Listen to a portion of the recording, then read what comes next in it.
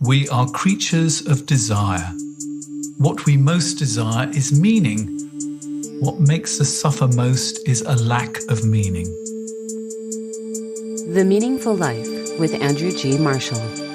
Marital therapist, author, and communications trainer Andrew G. Marshall invites guests from all walks of life to discuss what makes life meaningful.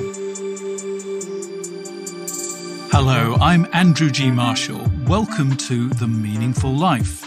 There is one emotion that stalks through many sessions in my therapy room, but hardly ever gets acknowledged. Fear. It's almost as if my clients are frightened to even name it. Sure, they'll own up to anxiety and anger, but fear? They would much rather banish it to the corner and make it turn its back.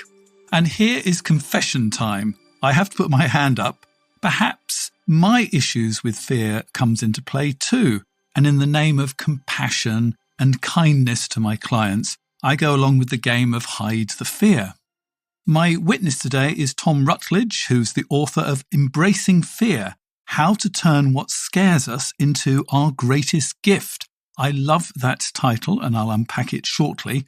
And we'll also be discussing Thom's 4 steps for dealing with fear.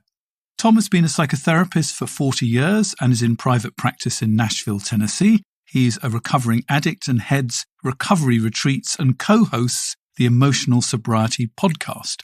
Welcome to this edition of The Meaningful Life. What was it about your upbringing that prepared you to write a book about fear?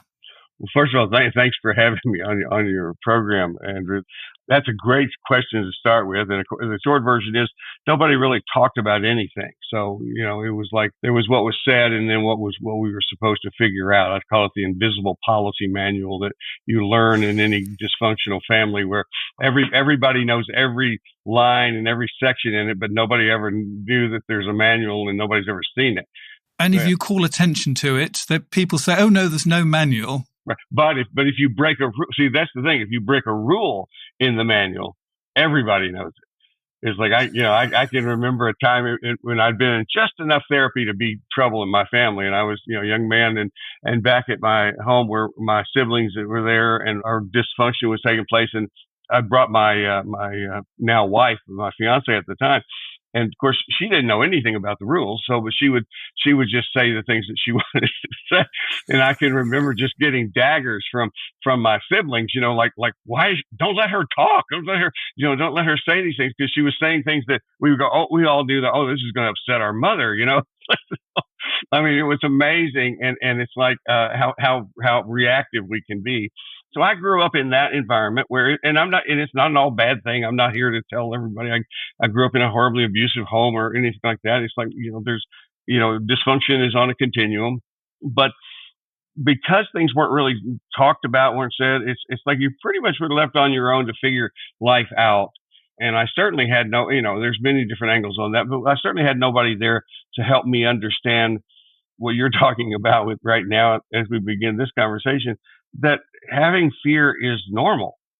This is a normal human response. Now, we say it now and it's like, well, duh, of course it is. But it's like, we don't, down deep inside that unconscious part of us, that's where all of our stuff or so much of our stuff comes from fears. The feelings we acknowledge, we're more comfortable, like you said, with other feelings. And or minimize feelings, anxiety. What I began the book with, Embracing Fear, is the idea that worry and anxiety is a version of fear.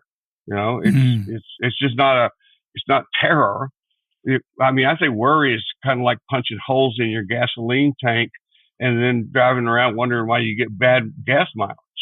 It's just leaking all the time. So what sort of things did you need to be frightened of when you were a child?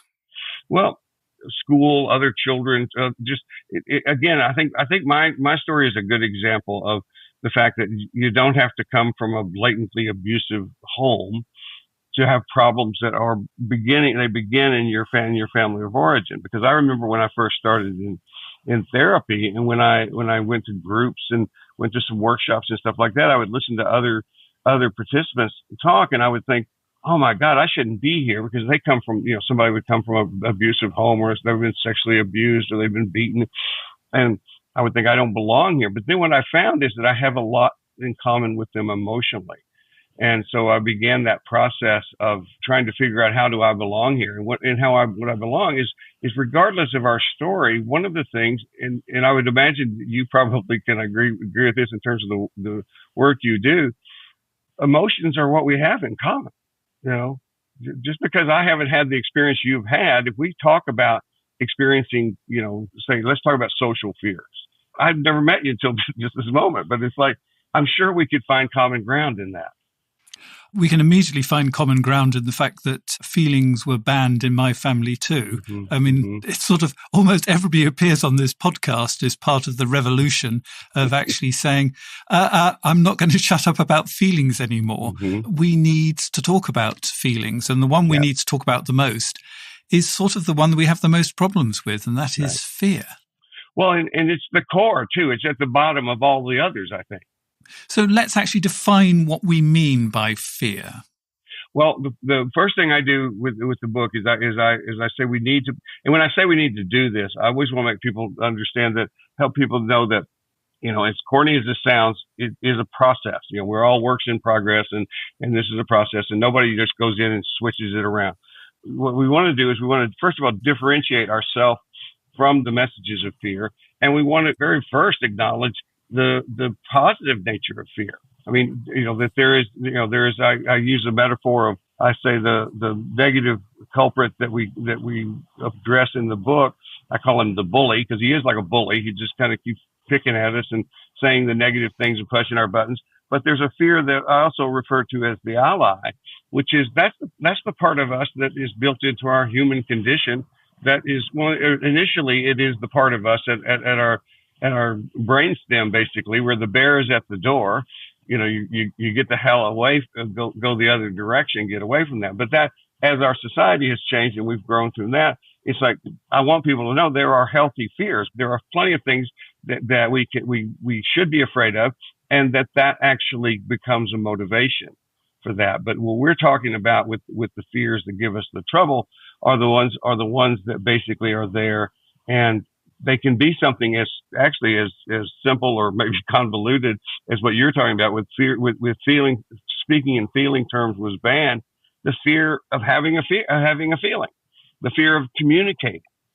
That's a real fear. It's not just because it's not somebody's breaking in your house. That doesn't mean it's not a real fear, and it doesn't mean it's not causing trouble for you emotionally, even physiologically, if you're experiencing it as anxiety and fret and worry on a day-to-day basis. So let's look at the title of your book, Embracing Fear, How to Turn What Scares Us into Our Greatest Gift. This is not the positive fears that you're suggesting we're going to embrace. Right. It's actually the ones that terrify us. So, for example, that thud, thud, thud inside myself when I would ask my parents an emotional question. Or, this is the most wicked thing I ever said to my father. Mm-hmm. I love you. Now, I can't tell you how frightened I was before I told him I love you, because it was not a topic that was ever said in our household. My father never actually said back to me, I love you. Oh, beyond on one occasion, he would reply ditto. That was the nearest he got. But I was terrified when I said that. It's just ludicrous, but I was terrified. So how can we turn that fear into our greatest gift? Well, I think that, to me, it begins with the philosophy that I have, which is when we're taking up the mantle of investigation and exploration of how we got to be the way we are, which is what therapy is a lot of things. You can look at it from lots of different angles, but therapy or not, and you don't have to be in formal therapy, just personal growth is everything is information. And so the idea of, rather than letting these things that we discover become like a punctuation mark of like, oh my God, this is how it was for me, therefore that's how I am. One of the things that we do as therapists is we quite naturally, I think the reason we get into this business is we quite naturally are very curious people. And I think that's contagious. And so what I hope that my clients catch from me is that curiosity about themselves. I think it's almost like I refer to them as my co-investigators. So let's see what we can do with that. Now and if you want to change something, I have a friend and colleague Roger Andes that says, always makes the point.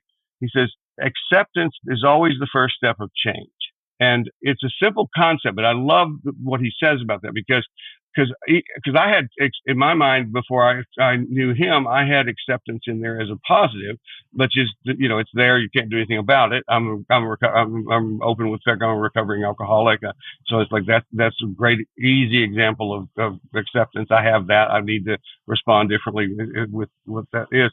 But he takes it a step farther, saying accepting it is actually beginning to create the problem definition. So you say, okay, so I have a tendency because I have, you say I have this, it was so taboo to speak in terms of feelings. Even saying the most positive feeling to my father was terrifying. It's like, he was so embarrassed. Yeah.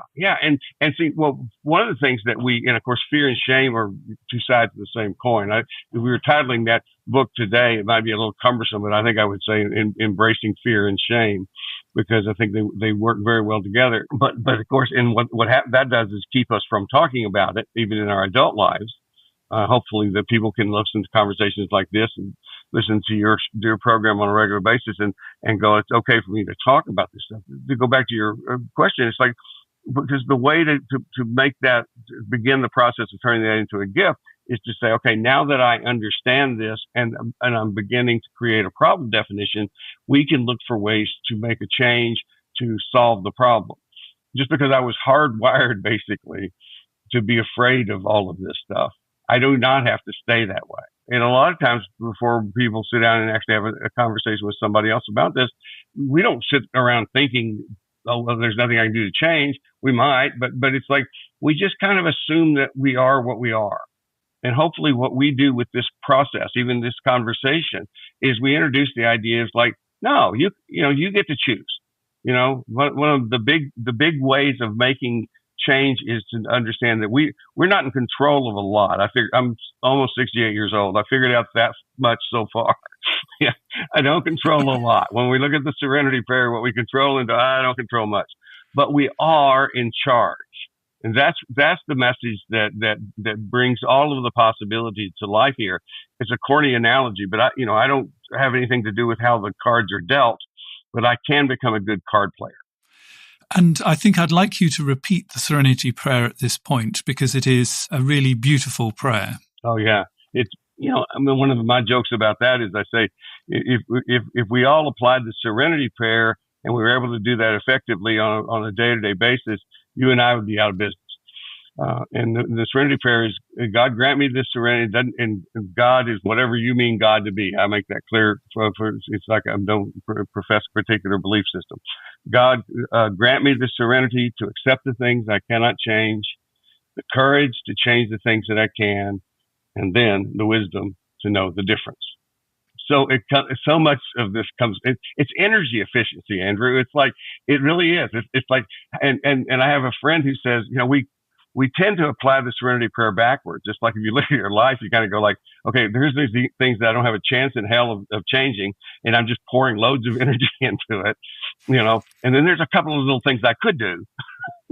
And I eventually get there, but it's like, first I would just spend lots of energy on this other stuff, and then go, oh, I can't. Usually that means changing another person in terms of the work that we're doing. I can't change that other person. I have to change myself. And the thing about fear is people often use it to try and control us. Governments do it. And my speciality, which is couples, unfortunately, our partner will do it. I mean, not necessarily out of wickedness, but they're sort of, if they can make you frightened, I'm going to get terribly angry or I'm going to leave you, then they have a really quite an efficient way of trying to, or actually succeeding in changing your behavior. Yes. That's in that way. That's one of the things that, and I working with couples myself too. It's like one of the things that is really, I mean, it's difficult. I mean, it's one of those things where in AA, one of the things you hear people say is something is simple but not easy. And there's a lot of this stuff and this is one of those simple but not easy things. But the way you're talking about using fear is it can be subtle or not so subtle, but it's intimidation, and it really becomes, it is bullying. So one of the things that I want my clients to know is, if you're not gonna solve problems, even relationship problems, from the outside in. It's like, if if we're in a relationship in which you're using fear, and kind of where my buttons are, and you're pushing that stuff, what I have to come to terms with first, which is difficult to not be distracted by you, but I have to figure out, there's a part of myself, that's that fear voice, that bully voice inside of me, that treats me the same way. That's what makes me susceptible to you. So it's like, I'm buying into the idea that if I don't please Andrew, that I'm not okay. It's like, well, the truth is, there's nothing wrong with wanting to be in a relationship and be pleasing to the other person, but the equation, I must please Andrew or I won't be okay. If we dig down deep inside, that's where our fear message is. And it's like, we have, if I want to be able to be stronger and better person in the relationship with you, I have to stand up to that inner bully. And when I do that, it doesn't mean, and I always want people to know, it doesn't mean that the other person doesn't need to change something, but it's like, what it means is, serenity prayer, you have to start from your side of the street. But the truth is, if I'm not buying into the BS of my own inner bully, I am going to be far less susceptible to you controlling me in that way. And this is the important thing. I love the idea that you have of these two internal characters, and we have to have an image for each of them. So would you mind sharing the images you have for your two internal voices when it comes to fear? Well, and I appreciate the fact that you say personally mine, because everybody's different. And it's like, it is fun to get people to and it's image, but it's also voice. When we listen to somebody from the outside, and I'm going to get back to the image just a second, but one of the things I'll point out to my clients a lot of times is, when that bully voice is talking, before they've actually come up with understand this metaphor to use, is their voice will change. The cadence of their voice, a lot of times, if they're talking in those terms of those kind of self-defeating, self-sabotaging things, they talk, it's a lot of staccato. It's sometimes louder. It actually looks, when the person more confident, whereas the person that feels like they're in the receiving side of that, will be more submissive, and the voice will be lower, and that kind of stuff. But I also we do art sometimes and draw things. I'm glad you asked me this, because I have this puppet thing that I have, that I'll show you. That it's like, this guy's been beat up all over the place because he spent 25 years traveling the world with me in my presentations. He looks like he's come from another planet. He's got one eye. He's green and knobbly. Well, he had two eyes, but the other was beat out of him by some participants in one of my workshops. It's quite therapeutic to take this inanimate object that we can project all that stuff on and throw it, and it's rubbery, so it makes a great splatting sound up against the wall. It's like, causes no damage and stuff. So yes, I have, and I've had people actually get, when I show them this, they'll get some kind of little talisman, or maybe a little puppet or something. And I actually had one woman one time that carried around one in her purse, so that she could stay separate from it. So that she said, I'm sure that there were times where I was, people could see that I was, feeling rather, afraid of my purse. It's like, but, and I'll tell you, the other part of that, the other side of that, which is, of course, what I call the recovery side of that. And when I say recovery, I don't just mean addiction. I mean just recovering our best self. It's like my use of the word recovery. I'm 36 years sober from alcoholism, but I've used the word recovery means much more than that. It means it's like recovering from what's toxic, which includes the thoughts, the feelings, the beliefs, these beliefs that we're letting go of. And we clear the space with recovering from, so that we can recover who our authentic self is. And so when we do that part, the ally, the positive part for me personally, has become very much like a tough, loving parent. It's like, it's not the kind of, oh God, and so many people do this. I used to cringe when people would talk to me about self-love. Ooh, please stay away from me. Don't do that to me. I, and if somebody, if another a professional does it too much, or it feels like too much for me, I still will have that kind of reaction. But I want people, and I reassure people I'm working with. I say, I promise you, this is not just about being so loving to yourself that you little sweetheart. That's fine. We need that stuff for those deepest nonverbal parts of ourselves. But what feels great to me is having this tough, loving parent that basically just doesn't let me get away with shit. It's there, but it's on my side. I always say that what we really needed as children is we need parents to be benevolent powers greater than us. So give me an example of what a tough, loving parent might say. Well, for me, it's like, I'm working on a new book right now, and I'm a master procrastinator. And I've written for years and years, but this issue continues to be an issue for me. So that part of me, I can just very much feel and experience that part of me as not being sweet, but it speaks very in a tough way, which is to say, you put this off long enough. You need to be working. Other people are expecting results from you, not just yourself. People depend on you. You need to get this done.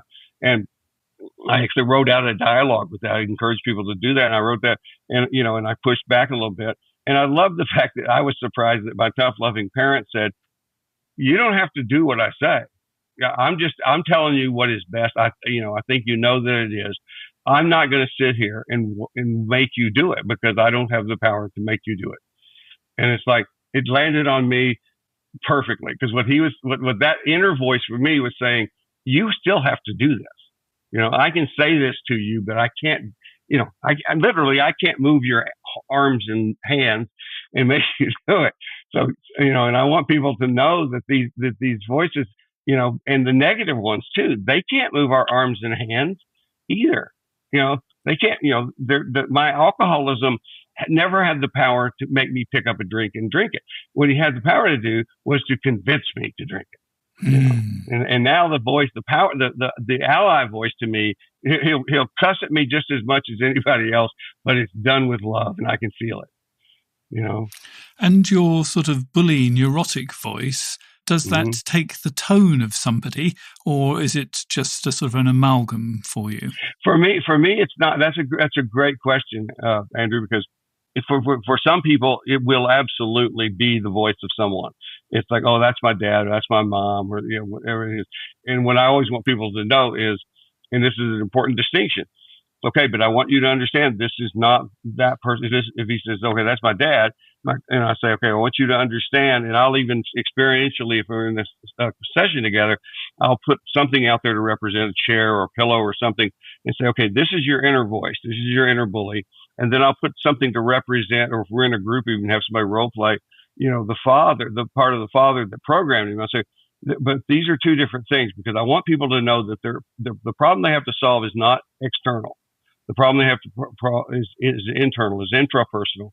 It's like that, whether because you and I know that even if that man who programmed that voice is dead, the voice is still alive, and changing the man is going to do, is impossible. It's not going to happen.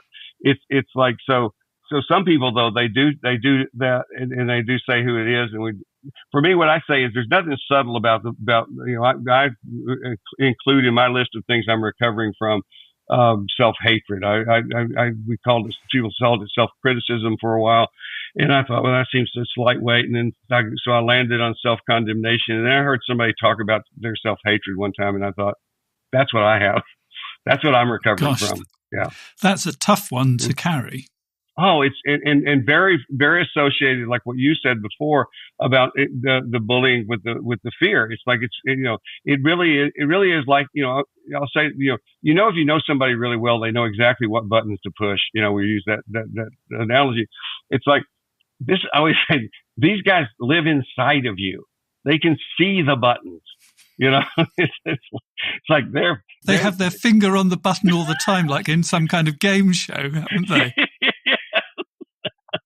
And they don't have a real this toxic bully does not have the same value system that we have either. So it's not going to push the button and go, oh, I'm sorry, you didn't deserve that. It's like, no, it's just going to push it and go like, there you go. Well, you deserved it anyway, you know, because very often we're talking just like we do with shame. The fear stuff is the fear is based in something that feels inescapable and permanent. You know, this is the way it is. This is what's going to happen no matter what. You are going, this is, you know, and especially if somebody feels like they're in a cycle of failure or they come up short on these things, the bully, like a good salesman, uses that to say, you know, just like your history, you're always going to land right back here, you know. And what they do is they discourage to the point of hopelessness. You know, if I will say to my clients sometimes, if I was, you know, if I was a bully, if I was your bully inside, what I would do that would make my life easier as the bully is the faster I could get you to hopelessness is the easier my life is, because when you are without hope, you are without motivation. So let's start fighting back. You have 4 steps. And so I'm going to take you through these 4 steps for dealing with fear. The first one, I'm afraid we're not going to really like any of these, but the first one I hate the most. So at least, and that is face it. And that is so difficult.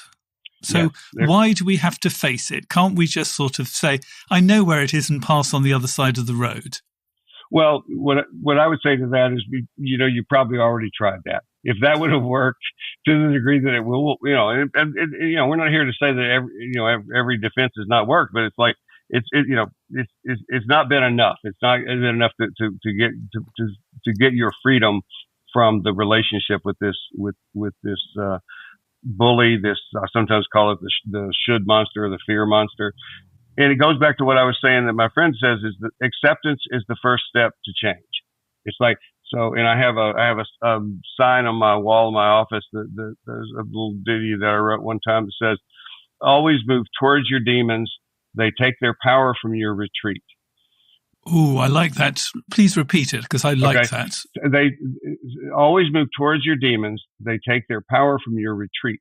And one of the things I do to demonstrate that is I would, if we were sitting in the same room, I would have you stand in front of me, like put your hands on your hips, just take a position of power. You don't have to say anything, just want you to be in that spot. Yeah, there you go. And then I'm going to sit down lower than you. And then as you just stand there, you don't move at all. I'm going to cringe farther and farther down. I'm going to become, you know, talk about my voice on this, be weaker and weaker and weaker. It's like, and what I'm demonstrating to the audiences there, if I'm there in a workshop, is that you don't change at all at that point. I am giving my power away by running, by retreating. And the truth is, then the next thing, of course, I do is, again, simple, not easy, is I stand up. And so you're in the same position, hands on hips, everything else. Maybe I match that with my hands on my hips. Maybe one of us is taller than the other. And if you're taller than I am, then maybe I grab a footstool over there and stand up on that. And you know, and not try to, it's not counter aggressing.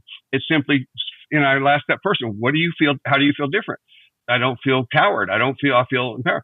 Okay. So that gives us a sense, like you said, none of this is really fun to go toward, but it's like that but that kind of is when you first have that experience of like, I don't, you know, it doesn't have to, and see, this is so important because it's just like interpersonal relationships. That doesn't have to change for me to be better. That bully can stay exactly like he is, just like my alcoholism can stay exactly like he is, like somebody I work with eating disorders. The eating disorder does not have to change. Your relationship to that is going to change. It's so powerful and it feels so good. And very often people have never differentiated themselves from these. In this metaphor, it gives you that opportunity to do that so that you can actually feel your power as separate from that bully. So after we've faced it, the next thing we're going to do is explore it. What do you mean by that? Well, a lot of what I mean by that is that this is where, you know, one of my pet peeves about other therapists, or even, I'm sure I've made this mistake as well, but is people who sometimes I call it selling therapy off the rack. You know, it's just everybody gets the same therapy. You know, it's like you're supposed to fit into, you're a resistant client if you don't fit into my model of therapy. It's like, you know, It's like, no, the exploration is that investigation I was talking about. That's to me some of the most interesting, and I do use the word fun. It's like, but I don't mean like fun like let's go to Disneyland and ride the roller coaster, but fun as in just a connection, because there's joy in it. I mean, and to me, I'm talking about joy at a level of like feeling like there's something really, well, this really fits with your theme of your whole program here, which is it's about meaningfulness. It's about purpose. It's like, oh my God, this gives me a place where if I'm in charge of my own life, and I need to learn more specifically about how this works. So that exploration thing is about we learn about the origin of it. We may talk a lot about family stuff, but we also may just talk about, okay, how does your bully and how do you and your bully interact on a day-to-day basis? And a lot of that has to do with sorting out the healthy fear from the toxic. It's not easy. It's like I say, it's an easy concept to grasp, but then when you get in there, it's like it's really hard to sort that out because it's all been coming out of one speaker the whole time. And sometimes when you explore it, you're going to find there's other feelings hiding in there as well as fear. Oh, absolutely. And one of the things there are going to be a lot of things, but one of the things that happens sometimes that is very validating for me as far as really just how important it is for us to stay curious, is very often that I may have identified something as a negative culprit in a voice, in that. And as we go closer into it and we learn more about it, if I start to even interview the bully voice a little bit more, I'll find, wait a minute, this part has a very positive intent here. And it's too much to go into in detail, but I did a workshop in Dallas, Texas not too long ago. And we were, I was ready for us to, and I don't have a problem, helping people kick ass with these bully voices, because they're not part of our authentic self. They're just a metaphor for learned thinking, learned belief systems that are erroneous. They're not real. But what I discovered as we went along, this woman had told something about her brother who had died fairly recently. And I realized as we were talking, this is the voice of her brother, her concept of the brother. I'm not saying the brother himself, but it's like she had embodied this. And it was really a part that had a genuine concern for her about things. And so finding that in that workshop, realizing I'm teaching people how to confront these bullies, and then basically getting to a place that says, wait a minute, this isn't one of them. This is a well-intended part of this woman who needs help itself to protect her. And if, as you explore, you find several different bullies, that's fine as well. Yeah, there could be multiple versions in there. Oh, absolutely. One of the things I tell people is, like, don't forget. I'll go back and remind them a lot of times. Don't forget, this is a metaphor, and that means we can change it any way we want. So we've faced it, we've explored it, and then we have to accept it. Back to acceptance. Yeah. Yeah. And I think the thing about acceptance that comes up as much as anything, or at least initially, is just the piece that, you and I, by definition of our careers, we bring this very important but very difficult message to people so often, which is, guess what? We can't change history. We can't make anything go away. We can't change the history of our interpersonal life. We can't change the history of our intrapersonal life either. It's like, this has all happened. These culprits, these saboteurs within us, they're here. And now the idea is one of the things, if you listen to the language, and I don't know about you, but for me, I use the same language. I can hear it in myself. But even knowing all of this, we use the language of I need to stop doing this. I need to be rid of these things. And so acceptance means getting the idea that, no, I'm going to add, no, not subtract. It's like, I always use the example of the negative hypnotic command. Don't think of the color blue, or don't think of your left hand. Oh. The brain, I tell people, Andrew, that the extent of my neurological knowledge is that the brain doesn't encode a negative. It's like, don't imagine, a green elephant. It's like, we don't go through any cognitive process for that. It's just like that. So how much time do we spend going, I got to stop thinking that way. I got to not feel that. It's like, no, what do you do next? So after we've accepted it, and this is the interesting bit, we've already gone through facing, exploring and accepting it, is only then that we respond to it, because our natural inclination is fear, respond straight away. Yeah, and that's where we could, if we're, and this is definitely playing with semantics, but that's where a lot of times I'll make a distinction in our language from react to respond. A reaction would be the cringing, the running away, the natural sort of reflex that we have. And that's part of what we discovered. What is our reflex when we run across it? Because go back to the thing you were saying at the very outset of this is one reflex a lot of people do have is when they're afraid they don't show fear, they get really mad. So they show anger. It's a legitimate feeling, but I think people lead with certain feelings that they have more comfort with, and people who lead with anger probably need to get underneath there and listen to fear. And to be honest, men are socialized that we're not allowed to be frightened, but we're allowed to be angry. So sometimes anger is standing in for fear. Yes. And I also am a big believer that anger gets a really bad reputation because people say, well, I got to stop being angry. But we get confused with anger, the feeling and the behaviors. I want people always make the point with people is I'm very grateful in my life that turns out ethics apply to behavior, not to feelings.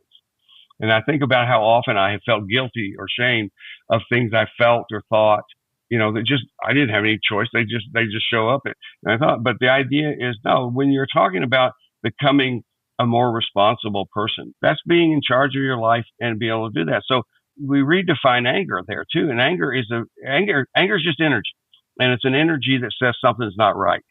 It says I need something to be different. Now, it doesn't mean I may immediately think you need to be different. I need Andrew to change, but it's like, and maybe that'll be part of it, but like I said before, it'll always start with me. It's like, what do I need to so we deal with anger as a legitimate feeling, but the part, and you're right, it's not always gender specific, but in our culture, men do have a harder time getting underneath there and saying, and so one of the questions you probably do this as well. We just ask on a regular basis is what scares you about this? You have a question that I just absolutely adore, and I'm going to start using it. I actually, in my own analysis, I actually used this question. Your question was, what's that thing that you should never tell anybody, that most terrible secret that you're frightened of the reaction of them? In other words, what should I never tell anybody? And that is probably the very thing you should actually be telling your therapist. So last Friday, I took this question to my therapist. Oh my gosh. Once again, the old heart was thudding away. And can you guess the response from my therapist?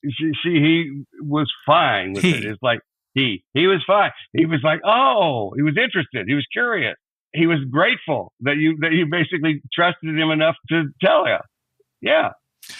And within about 10 minutes, the fear, which I had sort of faced, we'd explored, and I'd sort of accepted it, there was very little to actually respond to because it sort of rather exactly disappeared. What you were saying at the first. This is perfect, Andrew, because this fits in what you were talking about, how we use fear to control. It's like, because if you look at that inner bully for you was saying, and this is where that question comes from, is saying to you, okay, well, somebody may accept you, they may like you, they may think well of you, but if they knew this, It's like, so that, that's the thing that you did. And that's the thing I'm saying to clients when I ask that question, go like, and it's interesting too, because it's easier to tell therapists things like that when you first meet them.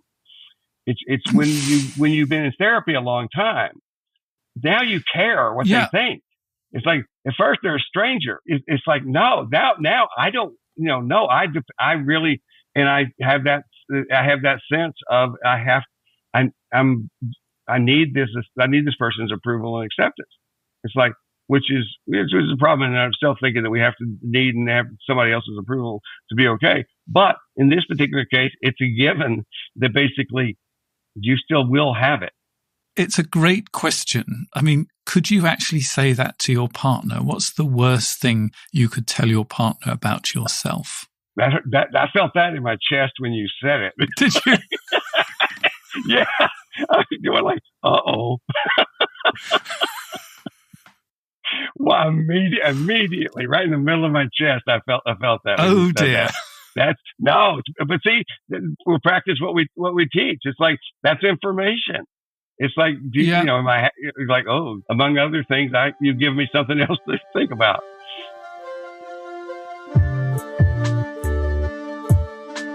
The Meaningful Life with Andrew G. Marshall.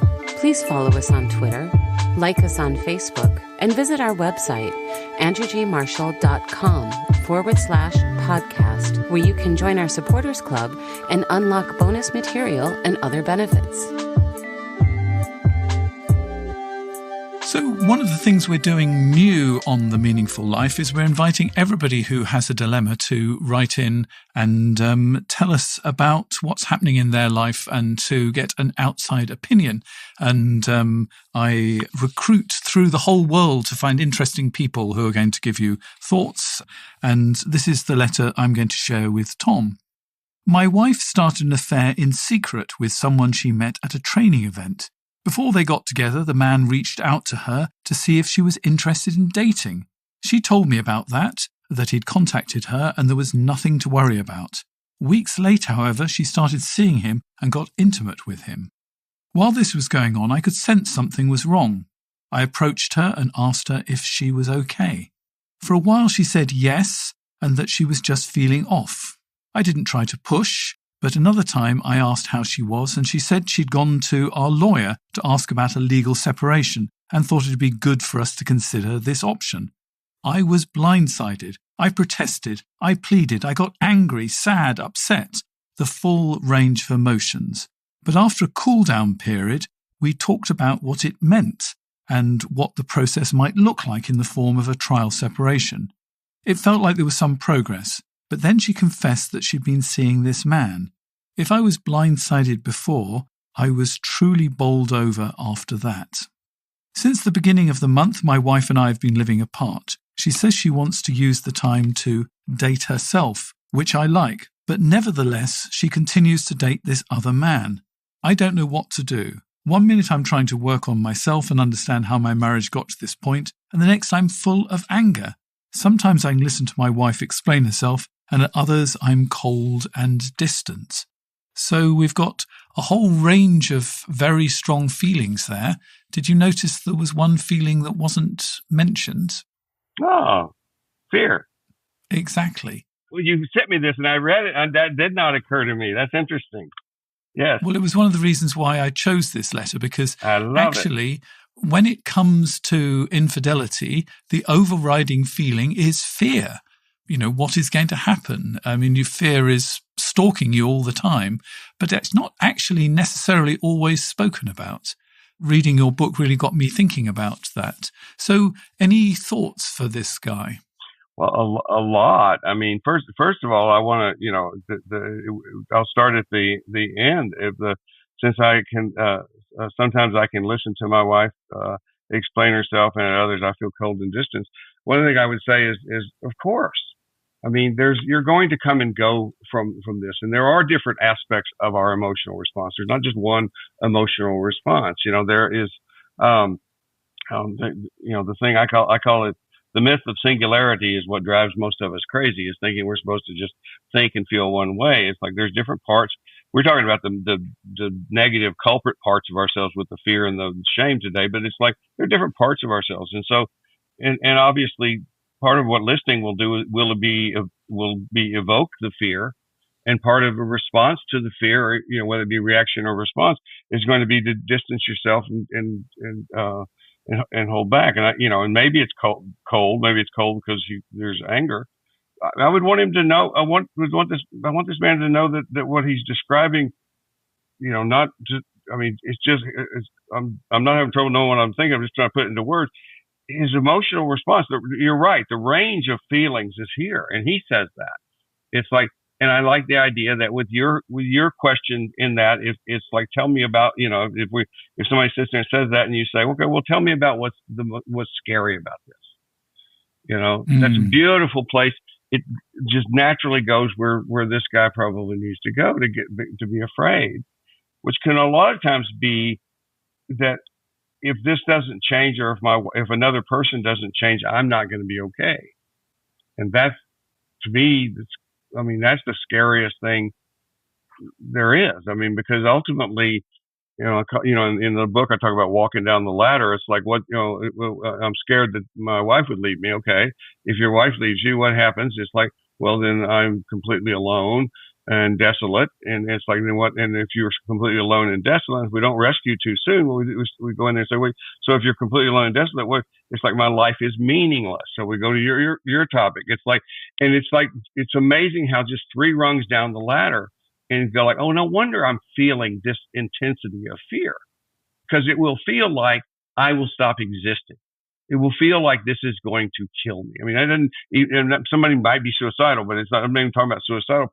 I'm just talking about it's that fear of abandonment. And once you actually say the sentence, I'm frightened this is going to kill me, you can actually challenge that. You can actually say, probably isn't actually going to kill you. It just feels like it's going to kill you. But actually naming the fear out loud, you can challenge it. If it's sort of just skirting around the edges, you can't challenge it.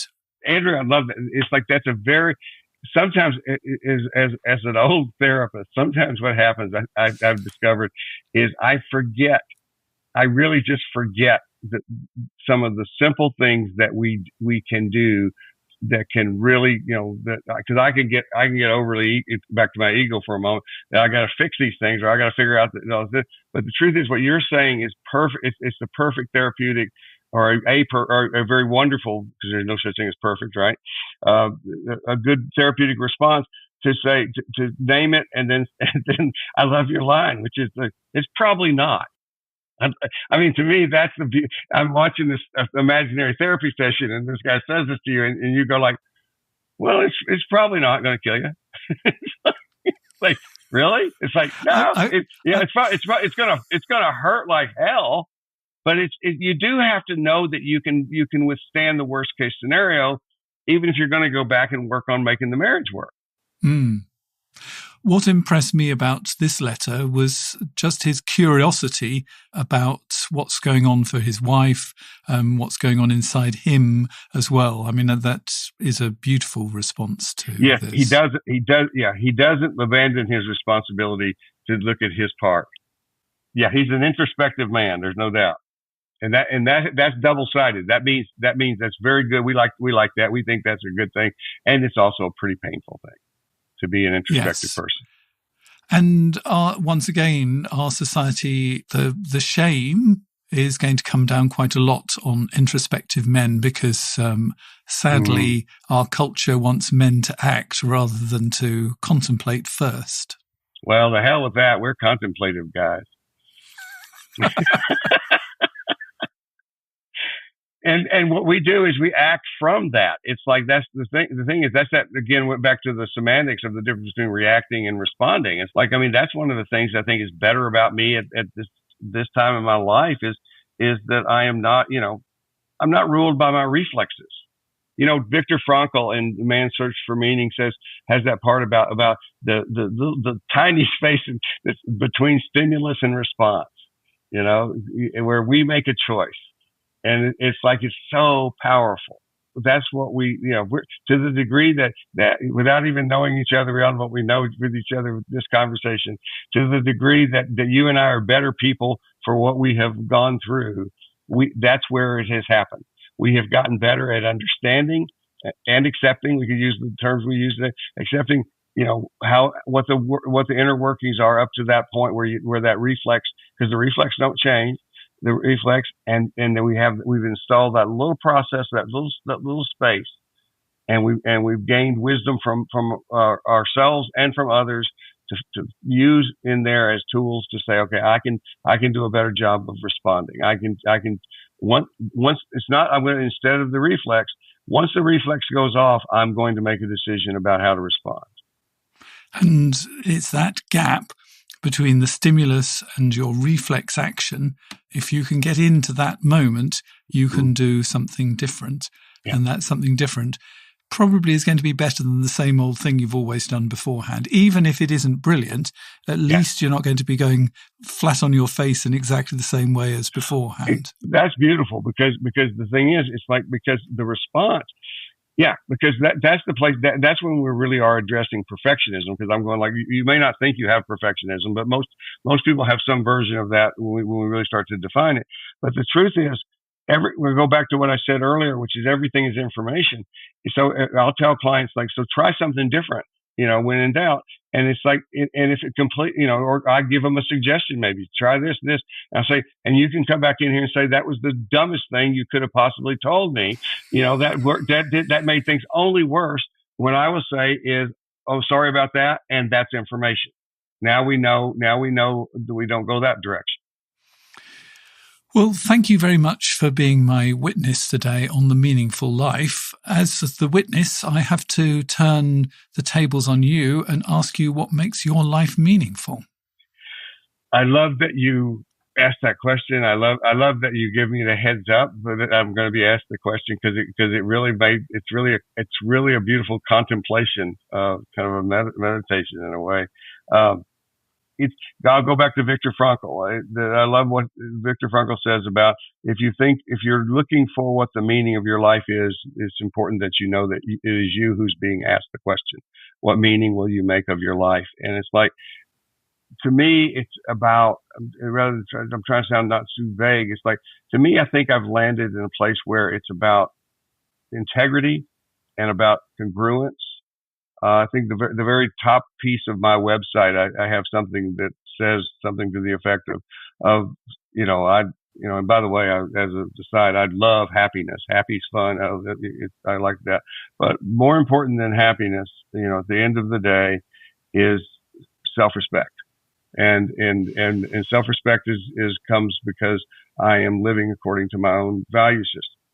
What I have added over the last decade in my life that I was working on and even written about and teaching about, I feel like I've actually had more success with it as I've gotten older, is being sure that I have a very good value system about how I treat myself.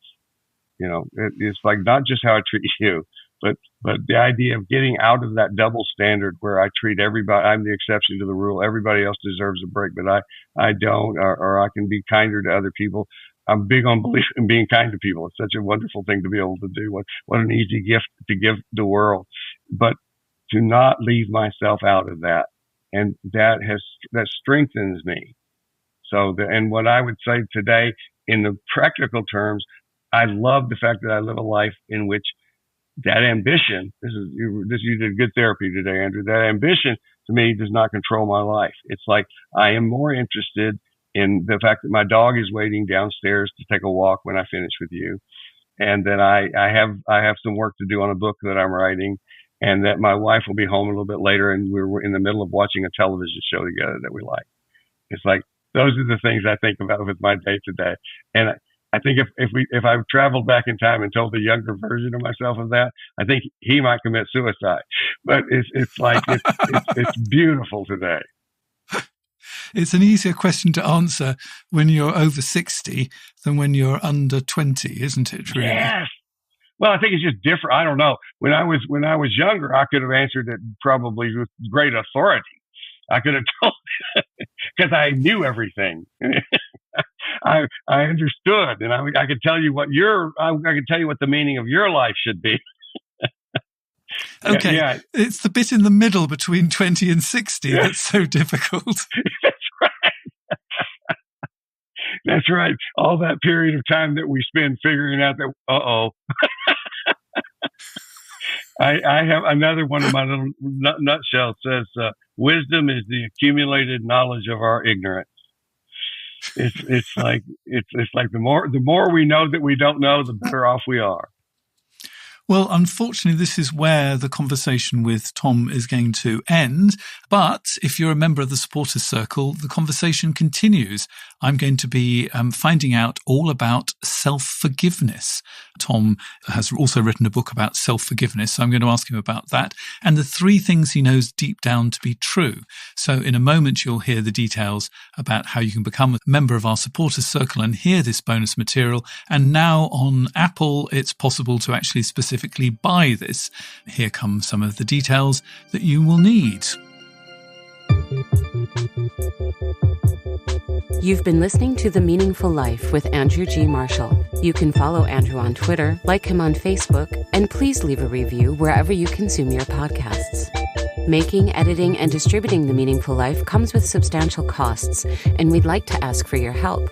Visit our website, andrewgmarshall.com/podcast, where you can join our supporters club and unlock bonus material for every program, send in a letter to be discussed by Andrew and his guests, and join a community of other people seeking to make their life meaningful. At the gold level, you get even more benefits. Production of The Meaningful Life with Andrew G. Marshall is by Michael Dooney. Social media by Madeleine Healy. Sound engineering and theme tune by Sebastian de la Luz Mendoza. And I'm Susie Colick. Please tell your friends and spread the word. Thank you.